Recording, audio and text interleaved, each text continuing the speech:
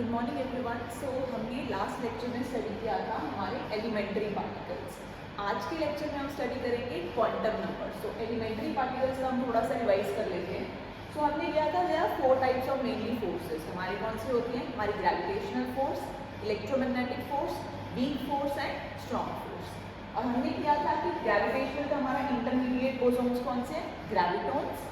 फिर हमारे इलेक्ट्रोमैग्नेटिक का हो गया फोटॉन्स।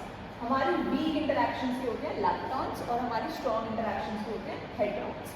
लैप्टॉन्स में हमने कौन कौन से करे थे? लैप्टॉन्स में हमारे आ जाते हैं इलेक्ट्रॉन्स, न्यूऑन्स, टॉन्स और इनके क्या आते हैं हमारे पास? Neutrino. Electron neutrino, muon neutrino, tauon neutrino. ये सारे क्या है? हमारे लैप्टॉन्स है। और सिमिलरली इनके क्या होंगे? एंटी पार्टिकल्स भी होंगे। देन हमारे आते हैं स्ट्रॉन्ग इंटरैक्शंस। स्ट्रॉन्ग इंटरैक्शंस में हमने करे थे हेड्रॉन्स होते हैं। हेड्रॉन्स फर्दर क्या होते हैं? मीजॉन्स एंड बेरियॉन्स। मीजॉन्स में हमने किया था कौन से होते हैं हमारे? पायॉन्स, के मीजॉन्स एंड ईटा मीजॉन्स। पायॉन्स भी कौन कौन से होते हैं हमारे? पाई पॉजिटिव, पाई जीरो, पाई नेगेटिव। केऑन्स में हमारे कौन से होते हैं? के पॉजिटिव, के जीरो और ईटा मीजॉन हमारा क्या होता है? सिग्मा। के नेगेटिव होता है लेकिन वो हमने किया था एंटी पार्टिकल होता है। देन हमने किया था बेरियॉन्स। बेरियॉन्स में हमारे आते हैं न्यूक्लियॉन्स एंड हाइप्रॉन्स। न्यूक्लियॉन्स में कौन आते हैं? आपके न्यूट्रॉन और प्रोटॉन। हाइप्रॉन्स में आपके कौन से आते हैं? Lambda hyperon, omega hyperon. Sigma में आते हैं हमारे sigma plus, sigma zero, sigma minus और एक हमारे आते हैं जाई या कास्केड। जो हमारे आते हैं जाई नेगेटिव और जाई जीरो, ये दोनों पार्टिकल्स में आते हैं, बाकी इनके एंटी पार्टिकल्स। सो अब तक यहाँ तक हमने लास्ट लेक्चर में किया था। Today we will start quantum numbers. Quantum numbers associated with the elementary particles. अब आपको ये क्लासिफिकेशन थोड़ी याद रखनी है कि कौन सा लैप्टॉन्स में ये वाले आ रहे हैं, मीजॉन्स में ये वाले आ रहे हैं, बेरियॉन्स में ये वाले आते हैं। ये आपको ध्यान रखना है। अब क्वांटम नंबर्स में क्या होते हैं? अभी तक हमने क्या किया? हमने इलेक्ट्रॉन्स में किया, एटम्स में किया, हमने 4 क्वांटम नंबर करे। कौन से? n हमारा प्रिंसिपल क्वांटम नंबर, l हमारा orbital quantum number, then m हमारा मैग्नेटिक क्वांटम नंबर और s हमारा स्पिन क्वांटम नंबर। ये कुछ क्वांटम नंबर्स असाइंड हमने करे हुए हैं। अब एलिमेंट्री पार्टिकल्स को स्टडी करने के लिए, इनको डिफरेंशिएट करने के लिए हमारे पास कुछ क्वांटम नंबर्स हैं, वो आज हम डिस्कस करेंगे। अब आज के लेक्चर का मेन पर्पस क्या है? क्वेश्चन कैसे आने वाला नेट में? आपने नेट के एग्जाम में बहुत बार देखा होगा कि क्वेश्चन में आपको इक्वेशन गिवन होती है और आपसे बोला जाता है कि विच of this equation is possible and which is forbidden. देखा है आपने क्वेश्चन? मेनली ये 5 मार्क्स में आता है। या फिर आपको आ जाता है which of this is a strong interaction और इलेक्ट्रोमैग्नेटिक इंटरैक्शन। वो कैसे चेक करोगे आप वो क्वांटम नंबर्स चेक करोगे and then you will know. तो 1 बाय 1 बिल्कुल डिटेल में हम क्वांटम नंबर्स देखेंगे। सबसे पहले देखो हमारे पास आता है लेप्टॉन नंबर। लेप्टॉन नंबर क्या है? नाम से आपको पता चल रहा है लेप्टॉन्स का होगा। तो ये क्वांटम नंबर क्या है? सिर्फ और सिर्फ लेप्टॉन्स को असाइंड है। लेप्टॉन्स कौन कौन से आते हैं हमारे? Electron, muon, tauon, electron neutrino, muon neutrino है, टॉन न्यूट्रिनो। तो इन सभी के लिए लेप्टॉन नंबर की वैल्यू क्या होगी? 1। किसके लिए? Electron, muon, tauon, electron neutrino, muon neutrino है, टॉन। इन सब के लिए लेप्टॉन नंबर की वैल्यू क्या होगी? 1 होगी। अब जो इनके एंटी पार्टिकल्स हैं, एंटी पार्टिकल्स यानी इलेक्ट्रॉन का हो जाएगा पॉजिट्रॉन, न्यू पॉजिटिव और इधर आ जाएगा इनके ऊपर बार। बार का मतलब जनरली होता है हमेशा एंटी पार्टिकल। सारे के सारे एंटी पार्टिकल्स के लिए इलेक्ट्रॉन नंबर होगा -1। जब भी कोई इक्वेशन आ जाए इलेक्ट्रॉन नंबर लिखना है तो इन सब के लिए 1, इसकी क्या हो जाएगा? -1। और इसके अलावा जितने भी ये पार्टिकल्स हैं सबके लिए इलेक्ट्रॉन नंबर क्या होगा? 0, बिकॉज दे आर नॉट लैप्टॉन्स। ठीक है, तो इलेक्ट्रॉन नंबर बहुत इजी है। इलेक्ट्रॉन्स के लिए 1, एंटी पार्टिकल के लिए -1, बाकी सबके लिए 0। सेकेंड नंबर पर हमारा करते हैं हम बेरियॉन। अब नाम से पता चलता है बेरियंस मतलब ये सिर्फ और सिर्फ क्वांटम नंबर किसका होगा, बेरियंस को होगा, बाकी सबके लिए क्या होगा, 0 होगा। अब बेरियंस में देखिए यहाँ पे क्या आता है, बेरियंस में आते हैं न्यूक्लियॉन्स एंड हाइपरॉन्स। न्यूक्लियॉन्स में क्या आते हैं, न्यूट्रॉन प्रोटॉन, हाइपरॉन्स में हमारे आ जाते हैं लैम्डा ओमेगा हाइपरॉन, देन सिग्मा के 3 हाइपरॉन और कास्केड के 2 हाइपरॉन। तो इन सभी के लिए फॉर बेरियंस बेरियन नंबर इज +1। किस किस के लिए, न्यूट्रॉन प्रोटॉन, देन हमारा लैम्डा ओमेगा सिग्मा वाले सारे और हमारे कास्केड, इन सब के लिए बेरियन नंबर +1। इन सब के एंटी पार्टिकल्स के लिए for all the anti particles क्या होंगे, जैसे न्यूट्रॉन का न्यूट्रॉन बार, प्रोटॉन बार हो जाएगा, लैम्डा 0 कहेंगे, यहाँ पे ओमेगा पॉजिटिव, ये साइन रिवर्स हो जाएंगे, बाहर आ जाएंगे। जनरली बहुत कम आते हैं एंटी पार्टिकल्स रिएक्शंस में, पार्टिकल्स ही ज़्यादा आते हैं। तो इन सब के लिए हो जाएगा -1 और इसके अलावा जितने भी अदर पार्टिकल्स हैं उन सब के लिए बेरियन नंबर क्या हो जाएगा, 0। सिंपल। लैप्टॉन के लिए लैप्टॉन नंबर है, बेरियन जिसमें है उसका बेरियन नंबर है। इतना क्लियर है। अब बहुत इंपॉर्टेंट हमारा थर्ड क्वांटम नंबर आता है जिसको हम बोलते हैं आइसोस्पिन, जिसमें आप लोग मैक्सिमम कंफ्यूज होते हो। आइसोस्पिन। अब आइसोस्पिन बेटा पहले होता क्या है, आइसोस्पिन क्या है, जैसे जो पार्टिकल्स का मास सिमिलर होता है, जिनके ऊपर स्पिन सिमिलर होता है, बट डिफरेंस क्या है, सिर्फ चार्ज का। जैसे फॉर एग्जांपल न्यूट्रॉन प्रोटॉन है, मास कितना होता है 1.66 या 1.67 × 10⁻27 kg किया हुआ है हमने एटम के अंदर। स्पिन कितना होता है, हाफ होता है। आइसोस्पिन का मतलब ये है कि स्पिन सेम है, आइसो मतलब सेम, स्पिन। तो ऐसे पार्टिकल्स जिनका स्पिन सेम है, मास सेम है, इनको हमने क्वांटम नंबर दे दिया जो डिफरेंशिएट करता है on the basis of charge. ये न्यूट्रल है, ये पॉजिटिव है, तो वो क्वांटम नंबर हमारा क्या है, आइसोस्पिन। तो ये सिर्फ ग्रुप्स का होता है, जिनके क्या है, ग्रुप्स एग्जिस्ट करते हैं। न्यूट्रॉन प्रोटॉन ग्रुप है, सिग्मा ग्रुप है 3 का, कास्केड वाला या जाई का 2 का ग्रुप है, और किसका ग्रुप है, पाई का ग्रुप है, के मीजॉन का ग्रुप है। तो सिर्फ इन ग्रुप्स, या इनको हम बोलते हैं मल्टीप्लेक्स। क्या बोलते हैं, मल्टीप्लेक्स। और एक और चीज याद रखनी है, ये सिर्फ और सिर्फ किसका होता है, स्ट्रॉन्ग पार्टिकल्स, यानी कि सिर्फ हेड्रॉन्स का। लैप्टॉन्स में ये नहीं होता, सिर्फ और सिर्फ किसका होगा, हेड्रॉन्स का। हेड्रॉन्स में जो ग्रुप्स एग्जिस्ट करते हैं उनको हमने एक क्वांटम नंबर दे दिया आइसोस्पिन। इतना क्लियर है। अब आइसोस्पिन को आप लिखते हो आई से डिनोट करते हो, और कितने पार्टिकल्स होंगे उस ग्रुप के अंदर, जैसे यहाँ पे 3 है, यहाँ पे 2 है, 3 है, 2 है, कितने पार्टिकल्स होंगे, that is given by 2i + 1। इसको हम क्या बोलते हैं, मल्टीप्लिसिटी भी बोलते हैं।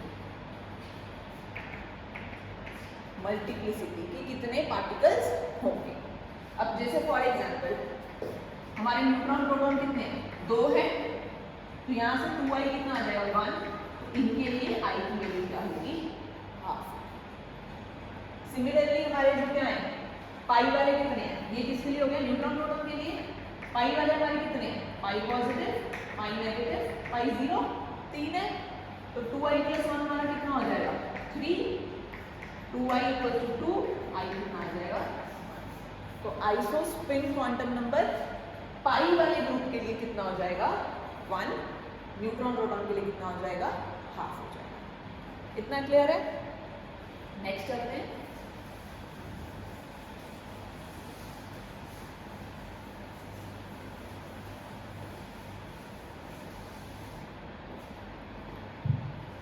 सो हमने किया i की value half I neutron proton के लिए, और i की वैल्यू 1i फॉर पाई वाले के लिए। अब मेनली आइसोस्पिन के अंदर बात करते हैं हम I3 की। देखा हुआ आपने I3 या फिर हम उसको IZ भी बोलते हैं। जैसे हम ऑर्बिटल एंगुलर मोमेंटम स्पिन में भी हम LZ IZ की बात करते हैं, जो डायरेक्शन बताता है। तो यहाँ पे भी ज़्यादा सिग्निफिकेंस किसका है, इसके थर्ड कंपोनेंट का, विच इज I3। अब I3 अगेन जैसे वहाँ पे था, वहाँ पे क्या होता था, varies from -L to +L, SZ की वैल्यूज होती थी -S to +S, वैसे ही I3 की वैल्यू टाई करती है -I 2 प्लस I के बीच। और कितनी वैल्यूज होंगी? अगेन जितने नंबर ऑफ मेंबर्स हैं ग्रुप के अंदर उतनी, विच इज 2I + 1 क्या होती है? मल्टीप्लिसिटी होती है। सो -I to +I, अब न्यूट्रॉन प्रोटॉन के लिए वो कितना हो जाएगा? -1/2 और +1/2 for neutron and proton. Similarly for pi neutron के लिए I3 कितना हो जाएगा? -1 0 और 1। 3 क्यों? क्योंकि 2I + 1 कितना आया था? 3 आया था। और कितना होता है किस किस के लिए? पाई प्लस, पाई 0, पाई माइनस। सो न्यूट्रॉन के लिए होती है वैल्यू -1/2, प्रोटॉन के लिए हो जाती है +1/2। जिसका ज्यादा चार्ज है उसको ज्यादा वैल्यू दे दी, प्रोटॉन का ज्यादा है उसको +1/2 दे दिया, न्यूट्रॉन को -1/2 दे दिया। पाई प्लस क्या हो गया? +1, पाई 0 का 0, पाई माइनस का हो गया -1। तो इस तरीके से सभी ग्रुप्स को हमने आइसोस्पिन दिया। और मैं लिख देती हूँ किस किस का कितना है। K पॉजिटिव, K0 के भी I वैल्यू रहती है 1/2 और I3 कितना रहता है हमारे पास फिर? +1/2 एंड -1/2। +1/2 K प्लस का, -1/2 K0 का। देन सिमिलरली हमारा sigma plus, sigma 0, sigma minus का कितना रहता है? I वैसे रहती है 1 और I3 हमारा रहता है +1, 0 एंड -1। सेम है। अब इसको एक याद करने का मैं एक छोटा फॉर्मूला आपको करेक्ट दे देती हूँ कि इतने सारे अगर हमारे एग्जाम में आ जाए, इक्वेशन गिवन है, आपको नहीं याद I3 कैसे होगा, तो एक सिंपल सा तरीका मैं आपको बताती हूँ I3 का। जो फैमिलीज दो पार्टिकल्स हैं, ये तो आप लर्न करोगे कौन से दो हैं? के-मीज़ॉन, न्यूट्रॉन प्रोटॉन और कास्केड। ये तीनों फैमिलीज में दो मेंबर्स हैं। जिनमें दो मेंबर्स हैं उनकी ये छोटा सा बॉक्स बना के लिख लो, पॉइंट्स टू रिमेंबर। जिनमें भी दो पार्टिकल्स हैं, 2 मेंबर्स, उनमें I3 की वैल्यू, I की वैल्यू होगी 1/2 और I3 की वैल्यू क्या होगी? +1/2 एंड -1/2। +1/2 उसका जिसका चार्ज ज्यादा है, -1/2 उसका जिसका चार्ज कम है, दोनों पार्टिकल्स में से। तो इन सब में क्या है? I की वैल्यू क्या है? 1/2। सेकेंड ग्रुप कौन सा है? जिसमें क्या है? 3 मेंबर्स होते हैं। किस किस में है वो? पाई के अंदर, सिग्मा के अंदर, 2 ही है। इनमें I की वैल्यू क्या होगी? 1 और I3 की क्या होगी? 1, 0 एंड -1। पॉजिटिव वाले पे 1, न्यूट्रल पे 0, उस पे -1। बस ये इतना याद कर लो, आपको इक्वेशन सॉल्व करने के लिए सफिशिएंट है। So this is your isospin number. Next हमारा आ जाता है फिर हाइपर चार्ज। हाइपर चार्ज ये वैसे कम यूज करते हैं, बट इसकी यूज हमने स्ट्रेंजनेस में करना है। हाइपर चार्ज को लिखते हो Y से। डेफिनेशन क्या है? It is defined as twice the average charge on the particle. Twice the average charge, जो उसका ग्रुप है ना, उसके ऊपर जितना एवरेज चार्ज है, मान लो ये 3 है, पॉजिटिव 0 नेगेटिव। एवरेज चार्ज क्या होता है? Total charge divided by number of particles. जैसे मीन होता है ना, मीन निकालते हैं हम, क्या होता है? Total divided by number. तो यहाँ पे देखो बेटा, एवरेज चार्ज क्या होगा? Positive +0 + negative 0। तो एवरेज चार्ज पाई वाले पे कितना है? 0। तो यहाँ पे क्यू बार कितना हो जाएगा? 0। दूसरा एक और इसका फॉर्मूला होता है 2Q - I। ये कर लो चाहे ये कर लो, मुझे ये ज़्यादा प्रेफरेबल लगता है क्योंकि इसमें मिस्टेक कम होती है और स्ट्रेंजनेस हम फाइंड आउट कर सकते हैं इजीली। बाकी जो भी मेथड आप कर सकते हो। क्या है? Twice of Q - I3। Q क्या होता है? Q होता है जो उसके ऊपर खुद चार्ज है। जैसे पाई प्लस के ऊपर चार्ज कितना है? +1। पाई -0 के ऊपर कितना है? 0। तो Q क्या है? जितना उसके खुद के ऊपर चार्ज है माइनस उसका I3, जो मैंने यहाँ पे बोला है थर्ड कंपोनेंट ऑफ आइसोस्पिन। मैंने आपको लिखवाया है 2 वाली फैमिली के लिए, 3 वाली फैमिली के लिए। इस तरीके से आप कैलकुलेट कर सकते हो हाइपर चार्ज। एग्जाम्पल के तौर पे हम कैलकुलेट कर लेते हैं। चलो प्रोटॉन का कर लेते हैं। प्रोटॉन का हाइपर चार्ज Y कितना होगा? इस वाले मेथड से अगर मैं करूं, average charge of on the group, Q bar को लिख लो आप, average charge of the group. अब ग्रुप कौन सा है इसका? Neutron proton. न्यूट्रॉन पे चार्ज 0, प्रोटॉन पे चार्ज +1। एवरेज चार्ज क्या होता है? 0 + 1 divided by number of particles कितने हो गए 2। एवरेज चार्ज कितना होगा 1/2 पुट कर दो q बार कितना आ गया 1/2 आंसर आ गया। सिमिलरली दूसरे वाले मेथड से अगर मैं करूं